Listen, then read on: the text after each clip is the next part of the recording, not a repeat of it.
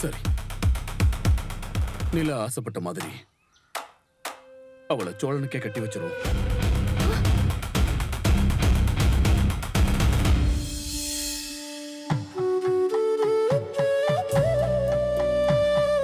ஏங்க என்னங்க சொல்றீங்க?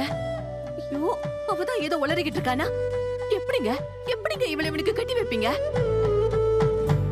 இது நம்ம பொண்ணோட வாழ்க்கைங்க. கொஞ்சம் யோசிச்சு முடிவெடுங்க. அது அவளுக்கு தெரியாதா? அவ வாழ்க்கைய பத்தி நம்மளை விட அவளுக்கு அக்கறை ஜாஸ்தின்னு சொல்றாளேமா.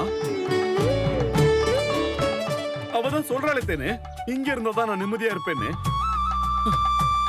இதுக்கு மேலேயும் என்னால எதுவும் பண்ண முடியாது.